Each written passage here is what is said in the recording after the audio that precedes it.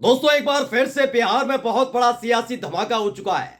अब तक एक खबर निकलकर सामने आ रही थी कि चिराग पासवान बेहद नाराज चल रहे हैं, वो एनडीए को छोड़ सकते हैं। उनको मनाने के लिए भारतीय जनता पार्टी ने जैसे ही दाव चला, वो दाव इस कदर बैकफायर कर गया है कि नीतीश कुमार की बनी बनाई सरकार गिर सकती है। बिल्कुल ठीक सुन रहे हैं आप, क्योंकि चिराग पासवान को मनाने के लिए बीजेपी ने सारे के सारे दाव चल दिए थे, लेकिन इस दाव का असर उनके सहयोगियों पर हुआ, जिनकी बदौलत नीतीश कुमार की बीजेपी वाली सरकार 12 फरवरी को बच गई थी। अब उन्हीं ने ऐसा ऐलान कर दिया है जिसके बाद पटना से लेकर दिल्ली तक हड़कंप मच गया है। नमस्कार, मैं हूं प्राज्वल गौतम और आप देख रहे हैं टाइम्स एक्सप्रेस। आपको तो पता ही है, अब तक लगातार एक एक खबर तथ्यों के आधार पर, सबूत के आधार पर हम आपको दिखा रहे हैं। चिराग पासवान खासे नाराज बताए जा रहे थे एनडीए से। बीजेपी भी यह समझ गई चिराग पासवान में कुछ तो ऐसा है जिसकी वजह से तेजस्वी यादव इंडिया गठबंधन उन्हें बिहार में 8 और उत्तर प्रदेश में 2 सीटें दे रहा है।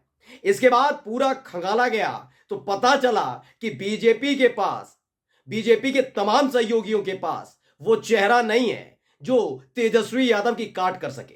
मैं अब भी नहीं कह रहा कि चिराग पासवान तेजस्वी यादव की काट कर पाएंगे, लेकिन फिर भी चिराग पासवान का एक ओहदा है, वो युवा नेता है, उनकी सभाओं में, उनकी रैली में भीड़ जुटी है और यह साबित करके भी चिराग पासवान ने दिखा दिया। यही एक वजह है कि चिराग पासवान, जिन्हें लगातार रामविलास पासवान के निधन के बाद बीजेपी साइडलाइन करने की कोशिश कर रही थी, उनकी पार्टी तोड़ी गई, उनके चाचा जिन्होंने पार्टी पर कब्जा किया उन्हें केंद्र मंत्री बनाया। अब देखिए 3 साल बाद हालत यह हो गई है कि चिराग पासवान में अपना भविष्य बीजेपी बिहार के अंदर ढूंढ रही है। यही वजह है कि सारे नीति नियम को खूंटी पर रखकर एक बड़ा ऐलान करना पड़ रहा है। जो ऐलान है वो मैं आपको बताने जा रहा हूं। सबसे पहले हिंदुस्तान की एक खबर पड़ी है, बीजेपी को 17, पिछली बार भी 17 थी, नीतीश कुमार को 16, चिराग पासवान को 5, बिहार एनडीए में हो गया सीटों का बंटवारा। इस तरीके से 38 सीटों का पूरा सिनेरियो सामने आया है। पिछली बार भी 17 सीटों पर बीजेपी ने चुनाव लड़ा था और 17 सांसद चुने गए थे उनके। 17 सीटों पर जनता दल यूनाइटेड ने लड़ा था, लेकिन 16 सीटें जीती थी, इसलिए इस बार 16 सीटें दी हैं। अब इसके आगे जो निकल कर आया है 33 सीटों के बाद 5 सीटें चिराग पासवान की लोक जनशक्ति पार्टी रामविलास को दी गई हैं, पशुपति पारस को नहीं। इस पर पशुपति पारस अलग से नाराज हो गए।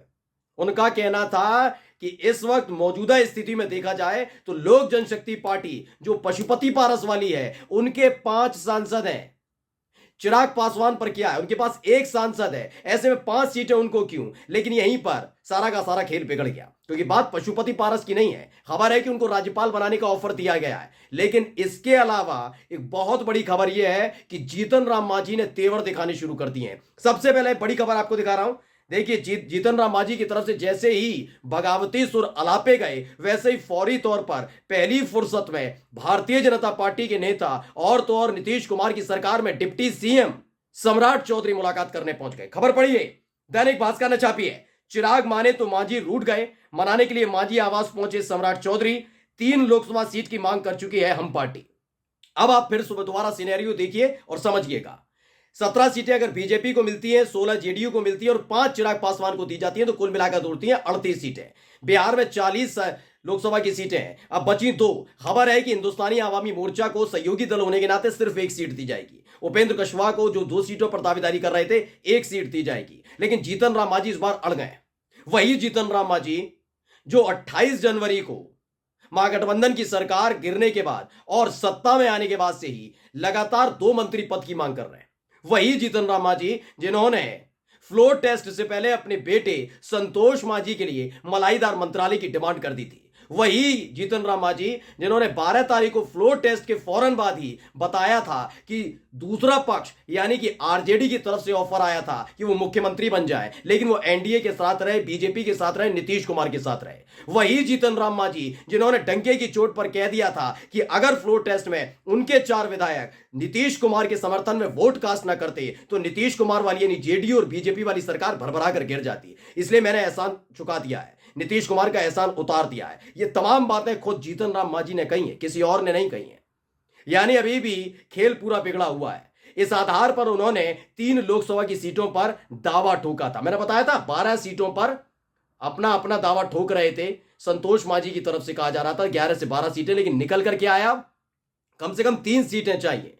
और जैसे ही पता लगा कि हिंदुस्तानी आवामी मोर्चा को तो सिर्फ 1 सीट, चिराग पासवान तक का तो कोई विधायक भी नहीं उनकी पार्टी का जिसने सरकार बचाने में कोई मदद की हो। ऐसे में ये कैसे कि उनको 5 लोकसभा की सीटें दी जा रही हैं और हमें सिर्फ 1 सीट है। इसीलिए जीतन राम मांझी नाराज हो गए। सम्राट चौधरी दौड़े दौड़े पहुंचे, कहीं ऐसा ना हो लोकसभा को संभालने के लिए, उसे साधने के लिए बिहार में नई नवेली बनी जेडीयू बीजेपी की सरकार गिर जाए, क्योंकि 3 आरजेडी के विधायक पहले से ही जनता दल यूनाइटेड और बीजेपी के नेताओं से भिड़ रहे हैं। अगर ये अलग हटते हैं, 4 हिंदुस्तानी अवामी मोर्चा यानी जीतन राम मांझी पार्टी हटती है, तो यकीन मानिए अल्पमत में आ जाएगी सरकार, और जैसे ही अल्पमत में आएगी वैसे भरभरा कर गिर जाएगी।